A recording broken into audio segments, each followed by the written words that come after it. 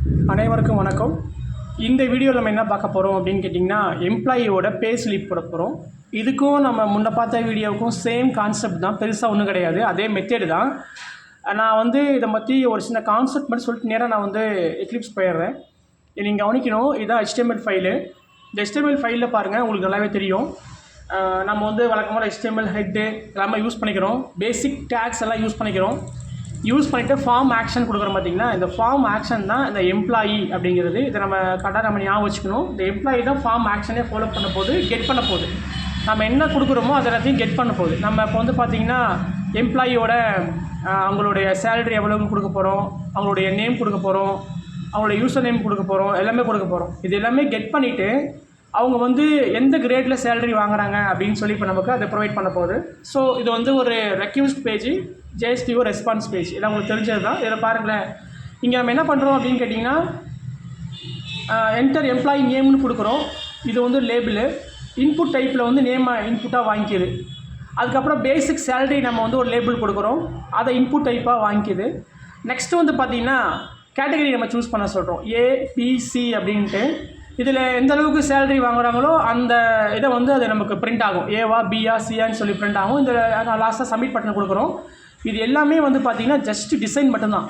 ஆனால் இந்த டிசைனை நம்ம முன்னாடி ஒரு என்ன சொல்கிறதுனா அதை ப்ராசஸ் பண்ணி நமக்கு ஆன்சரை கொண்டு வரது யாருன்னா JSP ஃபைல் தான். இங்கே பார்த்தீங்களா, இதுதான் JSP ஃபைல் அப்படிங்கிறது. ஏன்னா இந்த ஆக்ஷன் எல்லாமே பண்ணுறது JSP ஃபைல். HTML ஒரு வீடு மாதிரி. அந்த வீட்டில் நம்ம செங்கல், சிமெண்ட்டு, மணல் மூணி வச்சு கட்டுற வீடு தான் HTML. அதுக்கு கலர் கொடுத்து எல்லாமே கேஸ்கடிங் ஸ்டைல் ஷீட்டு. ஆனால் அந்த வீட்டுக்குள்ளே நம்ம போகிறது வர்றது அந்த ஒர்க்கை பண்ணுறது எல்லாமே JSP. அப்போ ஒரு பேசிக்கான ஒரு பில்டிங் பிளாக்ஸ் யாருன்னா HTML. அதுக்கு கலர் கொடுக்குறது யார் அப்படின்னா கேஸ்கடிங் ஸ்டைல் ஷீட்டு. ஆனால் உள்ளே நடக்கக்கூடிய ஆக்ஷனுக்கெலாம் யார் காரணம் அப்படின்னு கேட்டிங்கன்னா JSP ஃபைல். ஓகேங்களா, இதுதான் ஒரு மெயின் கான்செப்ட்.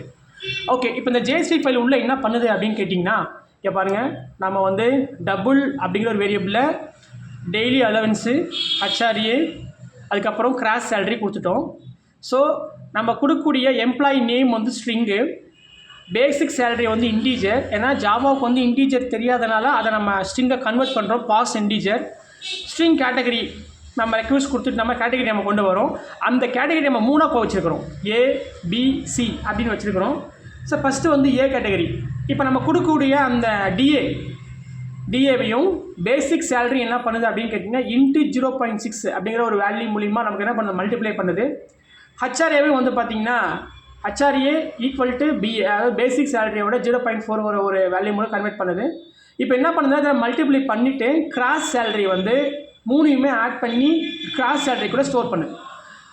அப்புறம் அதுக்கப்புறம் B ஆப்ஷன், இது இஃப் இது எல்ஸ் இஃப். இதில் பார்த்திங்கன்னா அதே மாதிரி DA daily allowance, basic salary 0.4, அதே மாதிரி HRA பேசிக் சேலரி 0.5. இதையும் நம்ம மல்டிப்ளை பண்ணிவிட்டு என்ன பண்ணுது, நமக்கு என்ன பண்ணுது, கிராஸ் சேலரியில் ஸ்டோர் பண்ணுது. திரும்ப ஒரு எல்ஸ், C ஆப்ஷனுக்காக. One second, else. ஸோ நமக்கு பாருங்களேன், அந்த daily allowance, basic salary into 0.3 இதே மாதிரி. ஸோ மேலாக்கிற மெத்தட் மாதிரி இங்கேயும் ப்ராசஸ் பண்ணுது. ப்ராசஸ் பண்ணிவிட்டு நமக்கு அவுட்புட்டில் பார்த்திங்கன்னா பே ஸ்லிப் த எம்ப்ளாயி அப்படின்னு பிரிண்ட் ஆகுது. நம்ம நேம் கொடுக்குறோம், அதுக்கப்புறம் சேலரி கொடுக்குறோம். இதில் அவங்க எந்த கேட்டகரியில் வராங்க அப்படின்னு சொல்லி நமக்கு இப்போ பிரிண்ட் ஆக போகுது. சரி, இது எப்படி நம்ம ஒர்க் பண்ணலாம் அப்படின்னு கேட்டிங்கன்னா ரொம்ப சிம்பிள். நம்ம முன்ன மாதிரியே பார்த்த மெத்தட் தான். நீங்கள் என்ன பண்ணணும், ஃபர்ஸ்ட் ஆஃப் ஆல் இந்த HTML ஃபைலை நீங்கள் காப்பி பண்ணிக்கணும். ஜஸ்ட்டு காப்பி பண்ணிக்கிங்க. காப்பி பண்ணிவிட்டு எக்லிப்ஸ் ஐடி ஓப்பன் பண்ணிக்கோங்க. ஃபைலுக்குள்ளே போங்க, நியூ கொடுங்க, டைனமிக் வெப் ப்ராஜெக்ட் சூஸ் பண்ணுங்கள். இங்கே நான் எம்ப்ளாயி அப்படின்னு கொடுத்துக்கிறேன். ப்ராஜெக்ட் நேம் நான் எம்ப்ளாயி ஸ்மாலில் கொடுங்க, கேப்சர் கொடுக்க வேணாம். ஸோ நான் எம்ப்ளாயி அப்படின்னு கொடுத்துக்கிறேன். கொடுத்துட்டு நெக்ஸ்ட் கொடுத்துட்டு கிளிக் பண்ணிவிட்டு ஃபினிஷ் கொடுத்துட்டு நான் கொடுத்துக்கிறேன். ஸோ எம்ப்ளாயி நான் கிளிக் பண்ணிக்கிறேன். எம்ப்ளாயியில் SRC வந்துடுறேன். Main web app. இப்போ என்ன பண்ணுறேன், வெப் ஆப் மேலே கர்சரை வச்சு கிளிக் பண்ணி நியூ கொடுத்துட்டு HTML ஃபைல் கிரியேட் பண்ணிக்கிறேன்.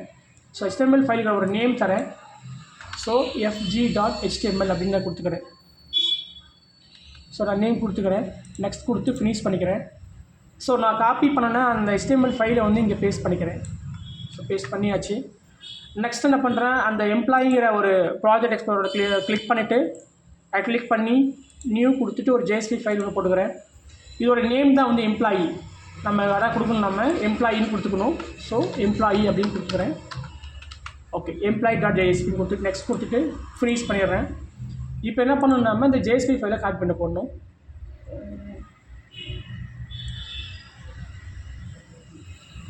கீழே வந்துடுங்க. இந்த டாக்குமெண்ட் டைப்லேருந்து இந்த லாஸ்ட் வரைக்கும் அந்த ஃபைல் நம்ம காப்பி பண்ணிக்கலாம். காப்பி பண்ணிவிட்டு எக்லிப்ஸ் ஐடியில் போயிட்டு நம்ம பேஸ்ட் பண்ணிக்கலாம். ஓகே, அதில் பேஸ்ட் பண்ணிட்டேன். ஓகே, இப்போ ஜஸ்ட் நான் வந்து என்ன பண்ணுறோம், நம்ம ரன் தான் பண்ண போகிறோம். இப்போ என்ன பண்ண போகிறோம் அப்படின்னு கேட்டிங்கன்னா, இந்த fg.html ஃபைலை கிளிக் பண்ணி ரன் ஆஸ் கொடுத்துட்டு ரன் ஆன் சர்வர் கொடுங்க, சேவ் பண்ணுங்கள். 2 ஃபைலையும் சேவ் பண்ணிக்கோங்க. சர்வரை கிளிக் பண்ணுங்கள், நெக்ஸ்ட்டு கொடுங்க. நம்ம கொடுத்த ஃபைல் நேம், அதாவது ப்ராஜெக்ட் நேம் வந்து எம்ப்ளாயி, ஃபினிஷ் கொடுத்துருங்க. கம்பைல் ஆகிட்டு